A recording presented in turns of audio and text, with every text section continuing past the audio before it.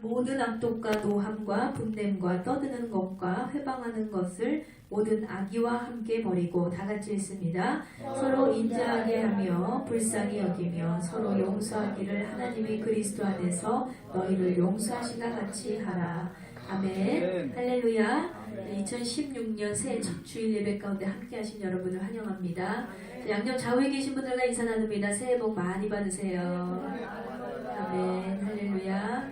여호와 하나님의 보호하심과 또 인도하심 가운데 올 한 해에도 넉넉히 이기는 축복이 여러분 가운데 있게 되기를 주님의 이름으로 축원드립니다. 자, 오늘 이 시간에 하나님께서 저와 여러분에게 주시는 말씀 에베소서 4장 25절에서 32절의 말씀을 중심으로 새 삶은 새 옷으로 이러한 제목으로 은혜의 말씀을 나누길 원합니다. 지중해를 오가는 상선의 선장이었던 아버지의 대를 이어서 11살이라는 어린 나이부터 선원이 되기로 한 소년이 있습니다. 그의 이름은 존 뉴튼입니다. 그가 어린 시절에 믿음이 굉장히 신실했던 어머니의 영향으로 믿음 안에서 성장을 하게 됐어요. 그런데 그가 17살이 되던 해에 어머니가 그만 폐병으로 돌아가시고 말았습니다. 더 이상 그는 믿음으로 양육할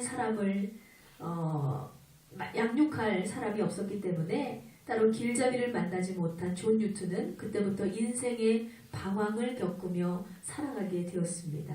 그가 선원들과 함께 생활하다 보니까 이 성격이 매우 거칠고 아주 난폭했어요. 때문에 주변의 모든 사람들로부터 미움을 받는 그런 인생이 되고 말았습니다. 특별히 또 아프리카에서 흑인들을 노예로 잡아오는 노예선에서 일을 하다 보니까 그는 배 안에서 온갖 나쁜 짓만 골라서 하는 악인이 되어갔습니다.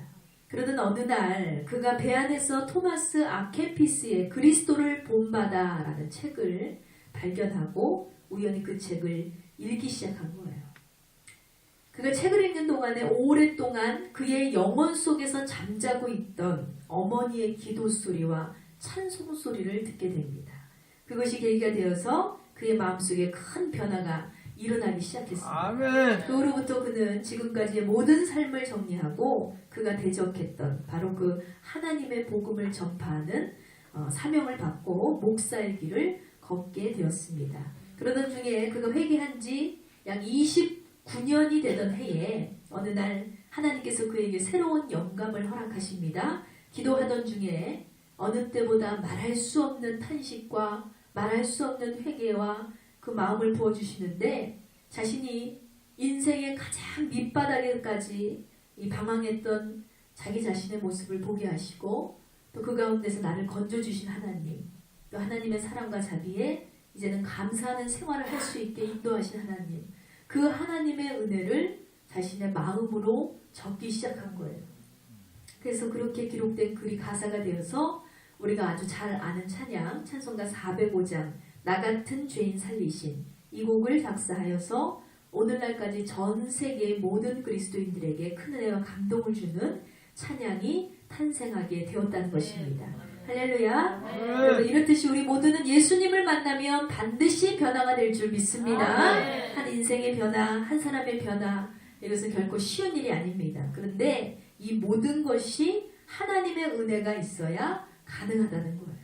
하나님께서는 이렇게 죄인된 우리를 향해서 사랑으로 품어주시고 계획하셔서 이렇게 새 사람으로 거듭나게 하시고 새 옷을 입히시고 새 삶으로 이끌어주시는 참 좋으신 분임을 여러분 기억하시기 바랍니다. 그러므로 날마다 말씀 안에서 거듭남을 경험하시고 새 사람으로 변화되는 저와 여러분 되시기를 주의 이름으로 축원드립니다. 자, 오늘 본문 말씀을 보면 사도 바울은 예수님을 주님으로 믿게 된 모든 그리스도인들은 이제 옛사람을 벗어버려야 한다. 그리고 새 사람을 입은 존재가 되었다라고 이렇게 얘기를 합니다. 한마디로 하나님의 선택을 받고 믿음으로 거듭남을 경험한 우리가 어떻게 해야 진정한 그리스도인으로서 새 옷을 입고 새로운 삶을 누리며 살아갈 수 있는가를 깨닫게 되는 말씀입니다.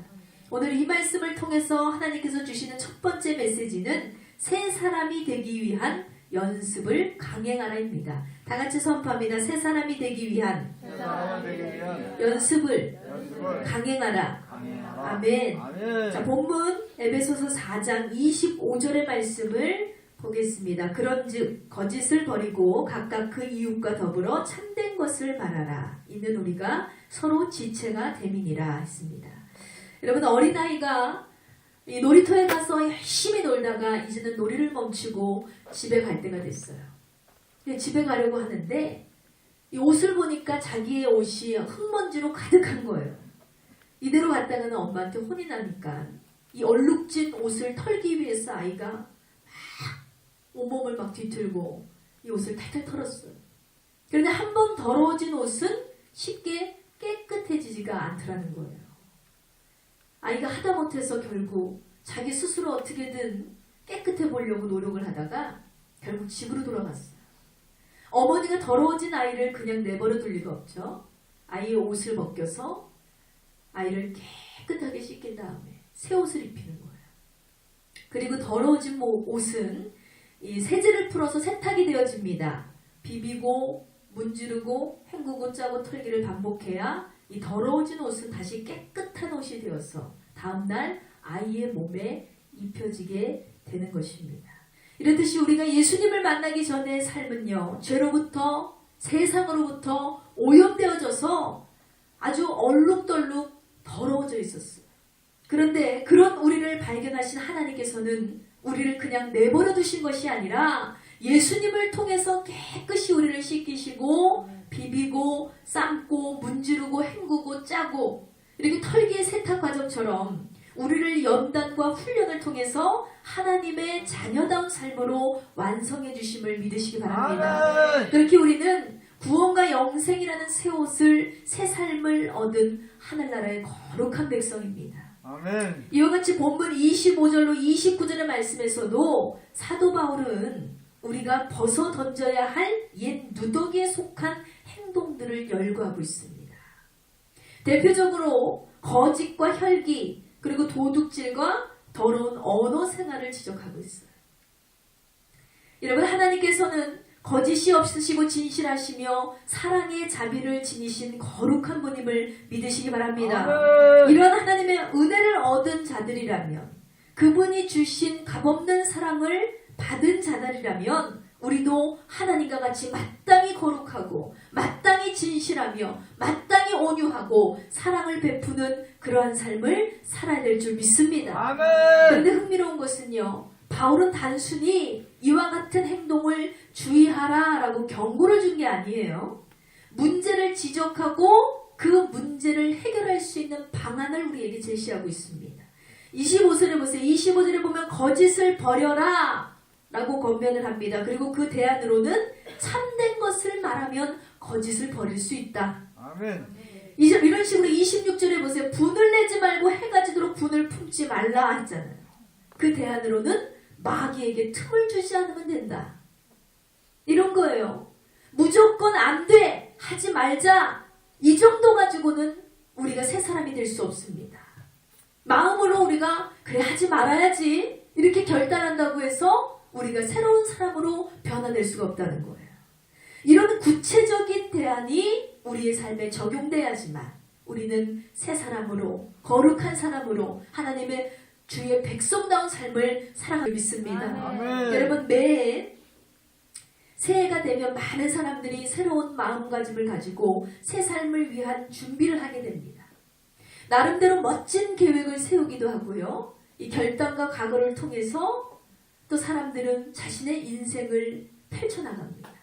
그럼에도 불구하고 수많은 사람들이 시작만 했다 뿐이지 결과를 얻지 못하는 이유는 바로 작심삼일로 끝나기 때문입니다. 그 결단의 의지가 한마디로 인간의 결단의 의지는 그리 오래 가지 못한다는 거예요. 일례로 우리가 거짓말을 하지 않기로 작정을 했어요. 근데 우리가 거짓말을 일시적으로 안 한다고 해서 내가 의로운 자라고 말할 수가 없잖아요. 거짓말을 안 했다고 해서 우리가 거짓으로부터 자유해졌다고 확증할 수가 없습니다. 왜냐? 우리는 언제 또다시 거짓말을 할지 모르기 때문입니다.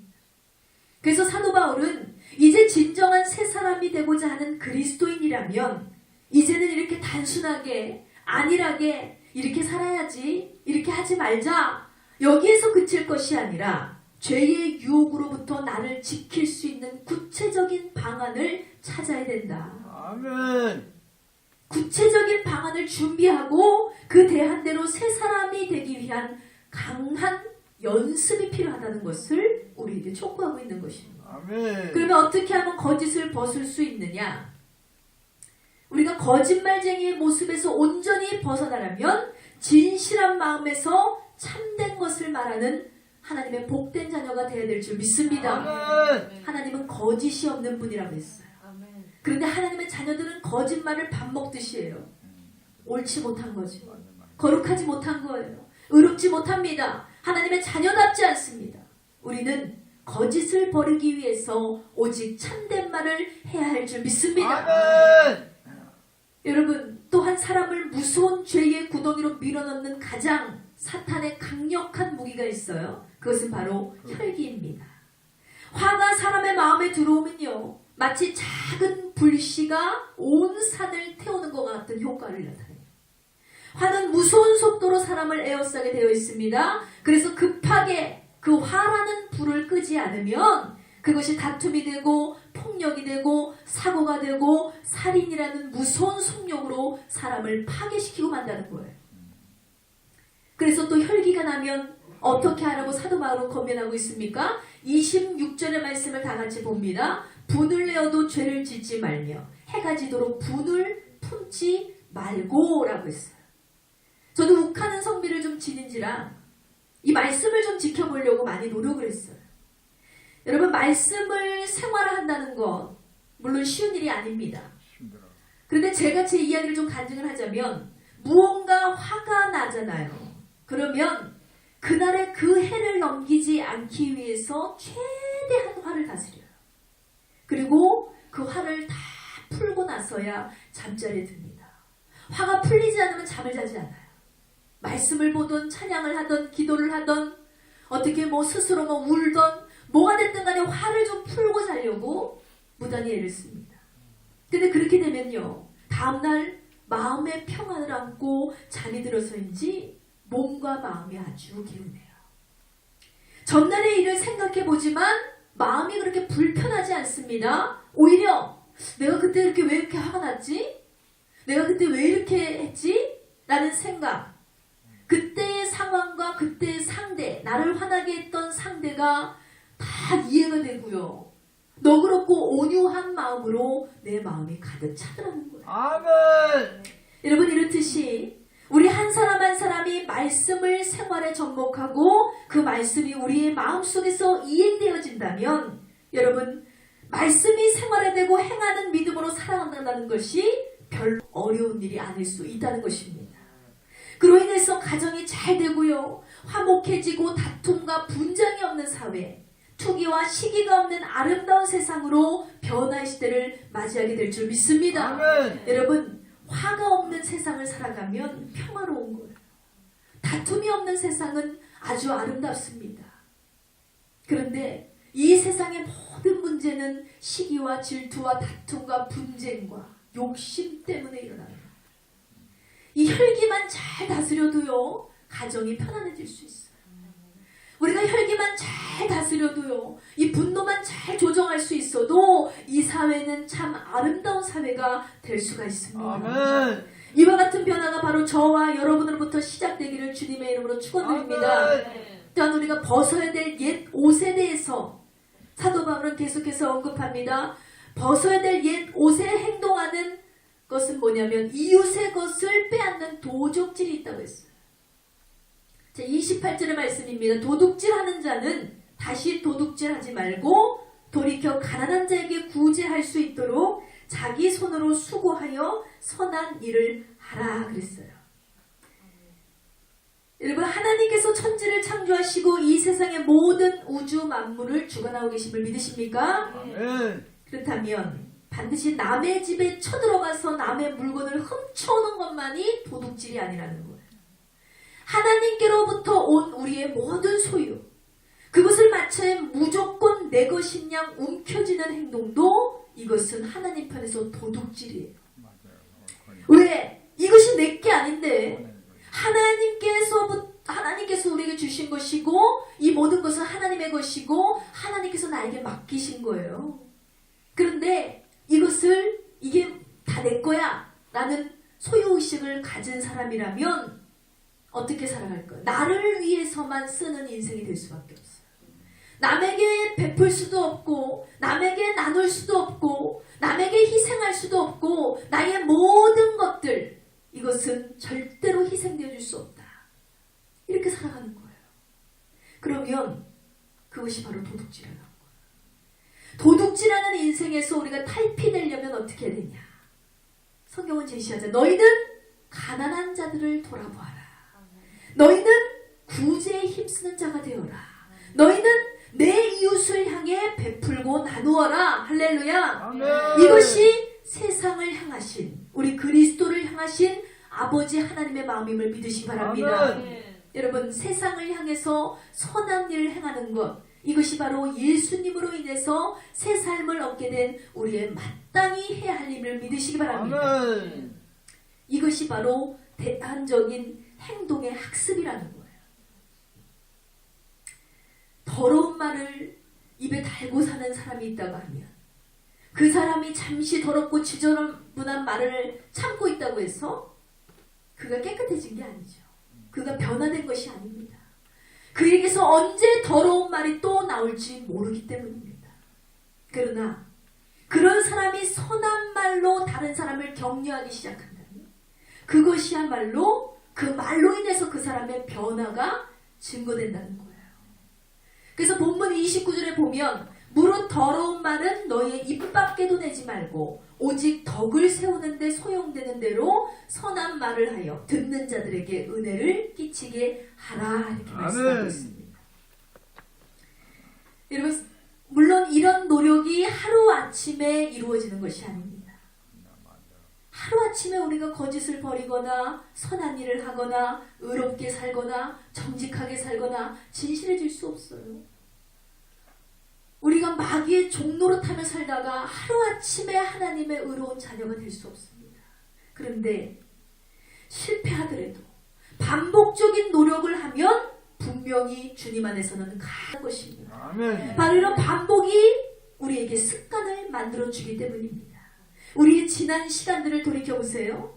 이렇게 말씀을 듣고 돌아서서 집에 가면 우리는 또다시 생각을 하게 됩니다. 아, 오늘 말씀이 내 마음에 찔림이 있었어. 하나님께서 남을 용서하라고 하셨는데 나는 또 오늘 그를 향해서 이를 갈았네. 내일은 그러지 말아야지. 내일은 또 그 말씀이 이 머릿속에 있어요. 그래서 또 참습니다. 또 용서합니다. 근데 해보니까 되더라는 거예요. 그런데 마치 일회용품처럼 말씀은 또다시 시간이 흐르면 버려지고 여전히 용서하지 못하는 우리의 모습을 발견하게 된다는 거예요. 바로 이런 거예요. 여러분, 이례적이고 일시적인 변화는 절대로 우리를 새 삶으로 이끌어주지 못한다는 것입니다. 우리를 방해해요. 하나님의 자녀로 살지 못하게. 그러므로 올 한 해는 여러분 구체적으로 기도하는 저와 여러분이 되시길 바랍니다. 아멘. 주님, 나로 성령의 충만함을 덧입고 새 옷을 입은 새 사람으로 살 수 있도록 도와주시옵소서. 성령님께 붙잡힌 인생들이라면 다 이와 같은 변화를 놀랍게 일으키게 될 줄 믿습니다. 아멘. 다 같이 선포하세요. 신앙은 훈련이다. 훈련이다. 다시 한번 선포합니다. 믿음으로 살기 위해 믿음으로 살기 위해 노력하자. 노력하자. 아멘. 아멘. 여러분, 말씀을 들으면서만 그쳐서는 안 돼요. 말씀을 들으셨으면 실천하시기 바랍니다. 집중하여서 실천하시기 바랍니다. 행하시고 또 행하시기 바랍니다. 실패가 있더라도 우리는 오늘의 말씀과 같이 거짓을 행하지 않기 위해 참된 것을 말하고 우리가 혈기를 부리지 않기 위해서 마귀로 틈을 주지 않으며 우리가 진실하게 하나님의 자녀로 살기 위해서 남의 것을 도둑질하지 않고 하나님 주신 것을 남용하지 않고 남을 위해서 베풀고 나누는 선행 또한 용서하는 삶을 우리는 살아야 될 줄 믿습니다. 아멘. 자, 두 번째로 하나님께서 주시는 메시지는 성령의 인도하심에 민감하게 반응하라입니다. 다 같이 선포합니다. 성령의 인도하심에 민감하게 반응하라. 아멘. 에베소서 4장 30절의 말씀을 봅니다. 하나님의 성령을 근심하게 하지 말라. 그 안에서 너희가 구원의 날까지 인치심을 받았느니라 했습니다. 아멘. 아멘. 여러분, 이 성격이 예민한 사람들은요, 이 불만 켜져도 작은 소리에도 탁 눈을 떠요. 잠을 자다가도. 그런 것들을 봤을 때 우리가 성령님께로부터 민감하다, 예민하다 이런 것은 뭐냐면 하나님께서 작은 고난을 주셔도 믿음의 눈을 딱 뜨는 사람들이 있어요. 깨달음이 딱 되어지고 어떤 상황을 만나고 어떤 사람을 만나고 어떤 말씀을 만날 때마다 아 이거구나, 아 이거구나, 이런 말씀 주시는구나, 이렇게 살라고 하시는구나 탁탁탁탁 깨달아지는 사람들이 있어요. 하나님의 지혜를 받은 백성입니다. 그런데 이 성령님에게 둔감한 사람들이 있습니다. 성령님이 인도하셨는지 안 인도하셨는지, 이게 하나님의 뜻인지 아닌지, 하나님께서 이것을 통해서 무엇을 말씀하고 계시는지, 이 고난을 통해서, 이 상황을 통해서, 이 사람을 통해서 나로 무엇을 깨닫게 하시는지를 보지 못하는 사람들이 있다는 거예요. 둔감한 사람들이에요. 그런데 이렇게 성령으로부터 예민하지 못한 사람들은 바로 성령님을 근심하게 한다고 했어요. 여러분, 앞선 말씀에서는 사도 바울은 구체적인 대안을 하면서 거짓말 대신에 너희가 진실의 말을 해라. 분을 내도 품지 않아라. 그리고 도둑질 대신에 구제의 습관을 들여라. 더러운 말 대신에 선한 말을 하고 남을 칭찬하는 말을 해라. 이렇게 새로운 삶에 대한 도전을 우리에게 심어줬습니다. 그런데 여러분 잘 들으세요. 그리스도인의 삶이라는 것은요, 반드시 이런 도덕적인 코드에 의해서만 되어지는 것이 아니에요. 율법적인 생활만이 전부가 아니라는 것입니다. 여러분, 법으로 모든 사람이 다 의로워질 수 있다면 여기서 죄 있는 인생들이 어디 있겠어요? 나라에서 규정을 정하고 세상에서 규칙을 정하고 그런 대로 다 실천하는 사람들이 있다면 이 세상에 질서가 무너짐이 없고 이 세상에 정직이 무너질 리가 없고 이 세상에 도덕적이지 못할 것들이 없죠. 그런데 안타깝게도 율법으로만 되지 않는다는 거예요. 도덕적인 코드만으로 사람은 변하지 않더라는 것입니다. 그렇지 못하기 때문에 우리에게는 예수 그리스도가 필요하다는 사실을 믿으시기 바랍니다. 누구나 인격적으로 예수님을 구주로 영접한 사람들 안에는 그리스도의 영이신 성령님이 거하게 계심으로, 성령님께서 함께 하심으로 우리는 성령님을 의지할 때에 진정한 변화를 깨닫게 될 줄 믿습니다.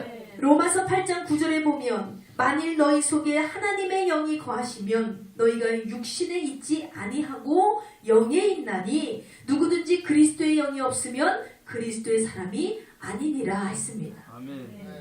그러므로 이제부터는 그리스도인으로서 새로운 삶은 우리 안에 거하시는 그리스도의 영, 곧 성령님의 인도를 따라가는 삶을 살아야 될 것임을 여러분 잊지 마시기 바랍니다. 그리고 구체적으로 우리가 성령의 인도하심을 받는다는 것을 무엇을 의미하느냐?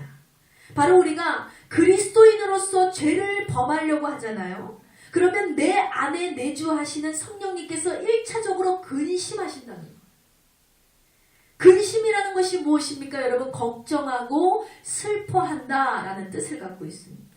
그 성령님께서 우리가 거짓을 말하려고 하고 우리가 도둑질을 하려고 하고 더러운 말을 내뱉으려고 하면 우리 안에서 근심을 시작하신다는 거예요.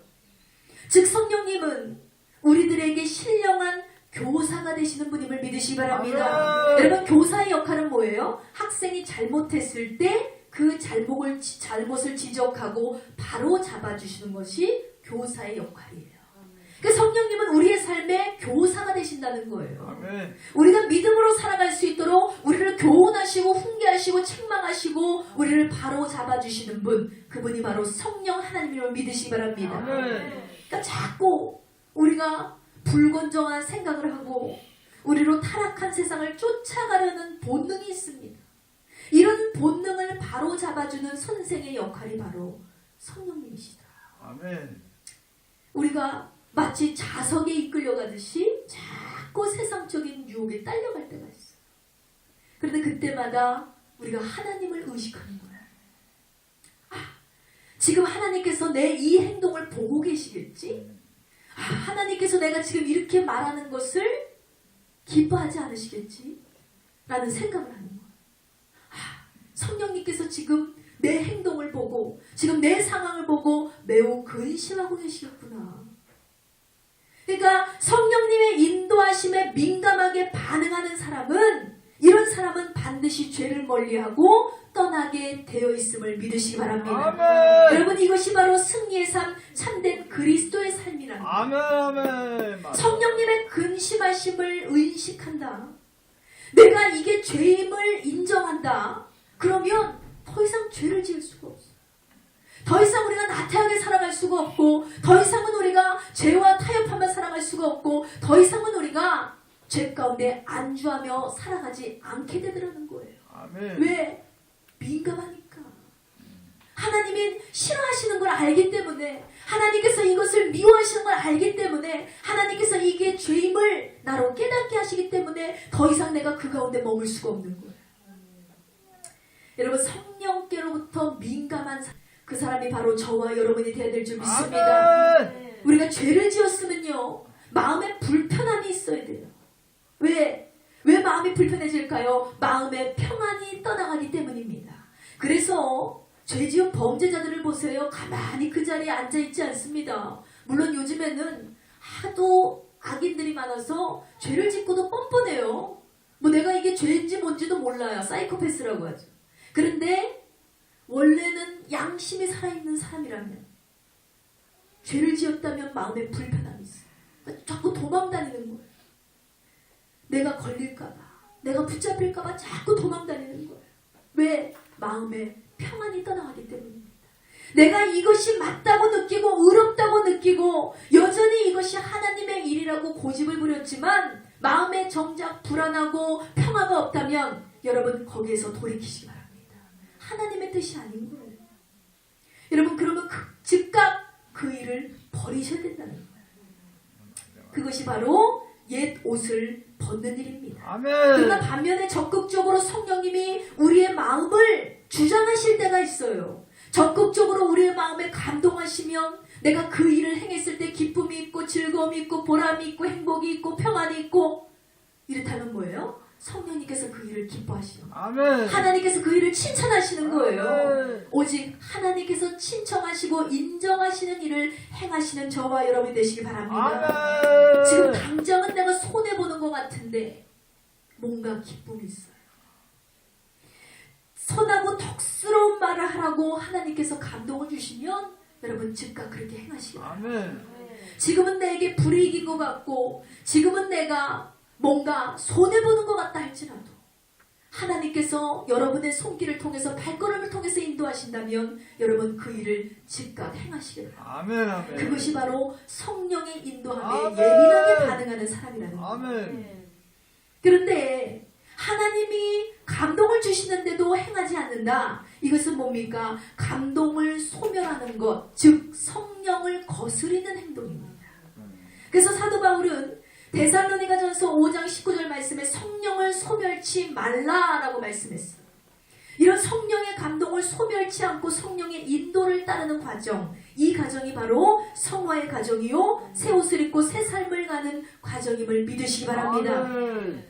사랑하는 여러분, 이 사도 바울은요, 이것이 우리의 삶 속에 너무나 중요하기 때문에 예배소서 5장을 통해서 더욱 강조하고 있습니다. 예배소서 5장 18절의 말씀입니다. 술 취하지 말라. 이는 방탕한 것이니 오직 성령으로 충만함을 받으라 했습니다. 할렐루야. 아멘. 오직 성령으로 충만함을 받으래요. 세상의 충만함이 아니라 성령으로, 하나님의 말씀으로, 하나님의 은혜로 충만함을 받아야 될 줄 믿습니다. 아멘. 성령이 충만하면 충만할수록 우리는 더욱 성령의 인도하심에 민감할 수 있어요. 아멘. 반응할 수 있어요.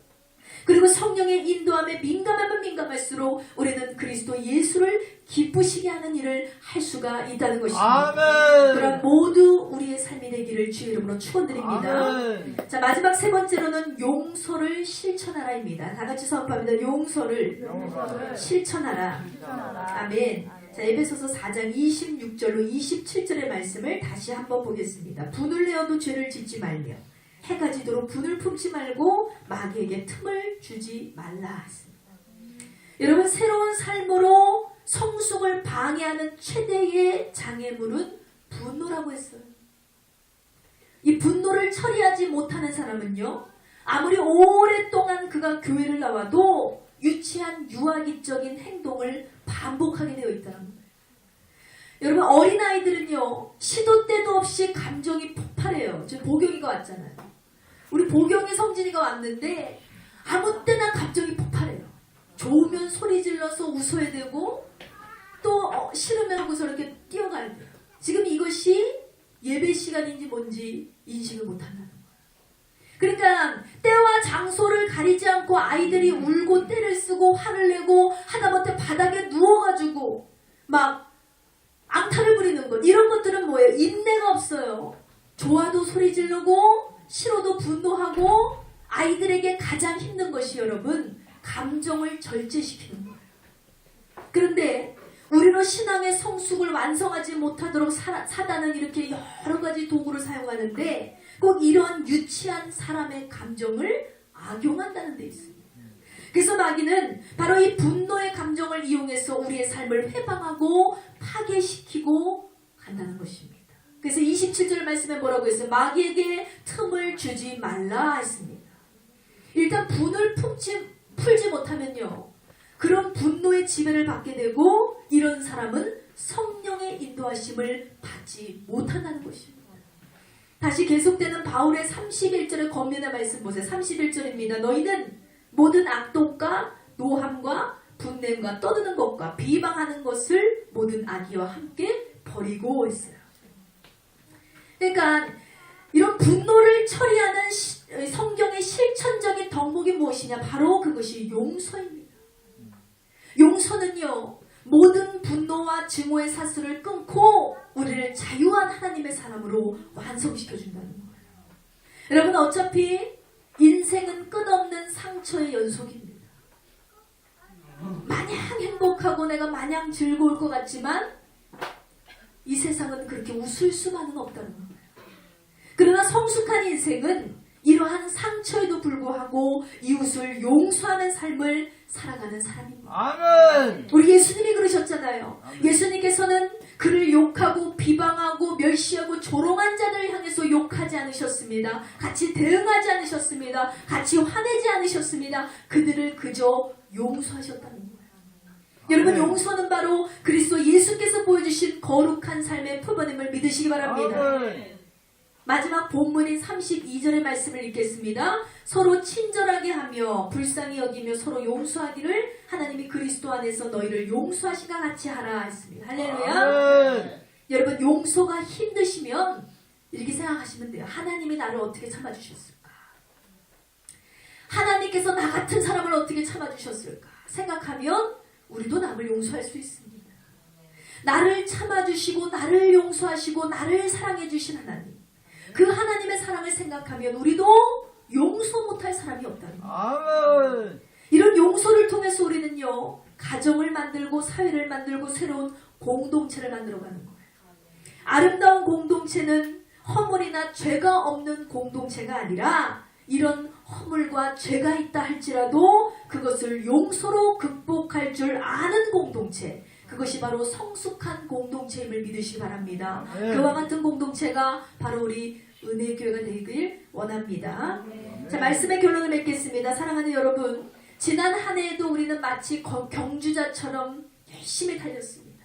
그러나 한 해가 아쉬울 수밖에 없었던 것은 바로 우리가 주님 뜻대로 살아가지 못했기 때문이에요. 수많은 날들을 주님 뜻대로 살지 못함으로 우리는 열매를 거두지 못했습니다.